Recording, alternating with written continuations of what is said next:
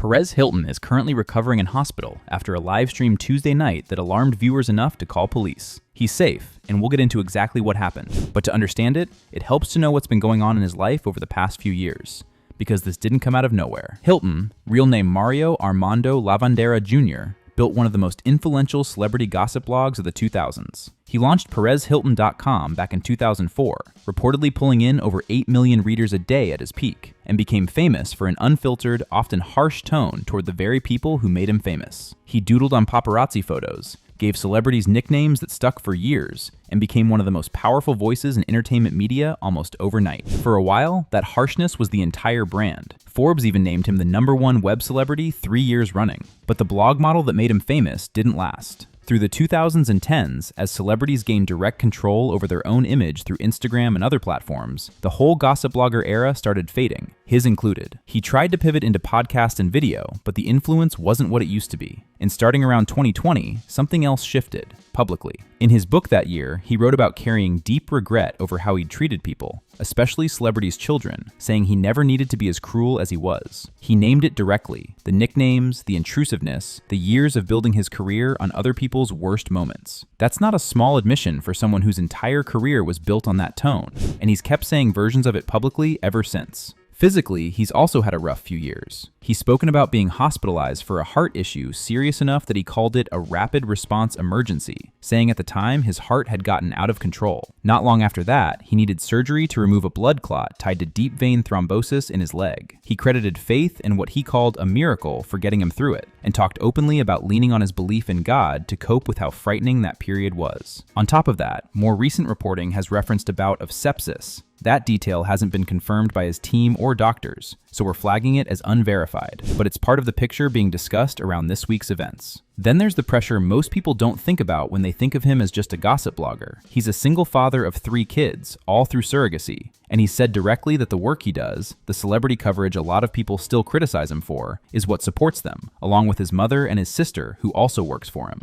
He moved the family to Miami earlier this year, posting excitedly at the time about the fresh start, saying it felt like the right move for his kids. And as recently as this year, months before any of this happened, he was already telling fans on camera that he carries deep shame and regret, that the internet is forever, and that he spent real time trying to make amends with people he'd hurt in the past. So that's the backdrop. A public figure who built his name on harshness, spent years publicly trying to walk that back, dealt with serious health scares back to back, and was carrying the full financial and emotional weight of providing for his family alone. On Tuesday evening, Hilton went live on TikTok from his home in Miami. Viewers who saw the stream grew concerned enough that multiple people called local police. According to the Miami-Dade Sheriff's Office, deputies responded to the address, spoke with family members who were on scene, and confirmed Hilton was alone inside the home. Officers made the call to hold back rather than force entry, prioritizing what they described as de-escalation, giving time and space instead of a confrontation. The stream stayed up for roughly half an hour before TikTok removed it, and his account has since been suspended.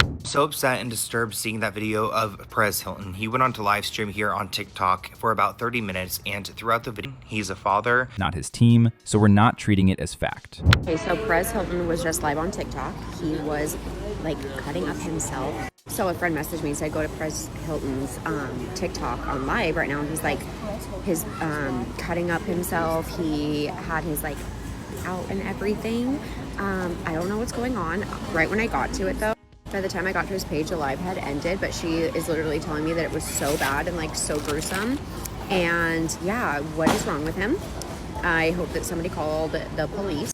He was saying that he was surprised that TikTok was letting him do this. And then I saw another video where a girl said that he would go live, it would end, he would go live again, it would end. And then now I'm looking and I can't find his page anywhere. I think TikTok deleted every single account he had because we all know he has so many accounts.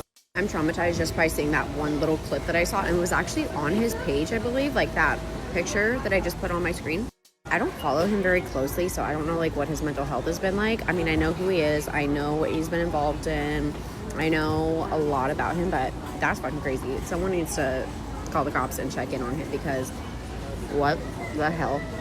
did I just see? We don't know exactly what led to Tuesday night, and it's not our place to guess at the specifics. What we do know is the years leading up to it, and that context matters more than any single clip circulating online right now.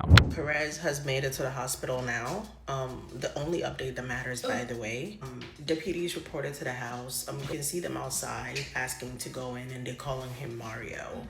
And so the only thing that matters, the kids were not home. I don't believe his mom was home, and he's made it to the hospital. The other thing I'm gonna say is if you're a content creator reporting on this and you're telling people, don't go watch the video. It's horrific, it's disturbing. But in your video, you are then giving detailed visuals of what's in the video.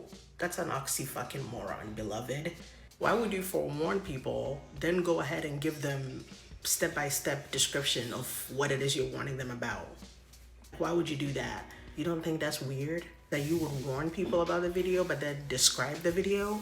We live in a day and age where this pops up on anything. If you go on X, Instagram, here, everywhere, it's gonna say sensitive content. People are grown. They're going to click it or not. As of now, he's been picked up by the ambulance and nothing else has been updated. And his kids and his mom are safe. That's all we know now. And they're being provided with services for counseling or anything they may need. If you or someone you know is struggling, in the US, you can call or text 988 for the Suicide and Crisis Lifeline. In the UK, Samaritans are available 24/7 at 116 123. Hopefully, Perez Hilton gets the help he needs, ASAP, and get a swift recovery, and bad to doing what he loves. Anyway, this concludes today's video. Be sure to subscribe to LoafTube for future celebrity videos, and turn on that post notification bell so you don't miss out on any future uploads. Until then, see you in the next one.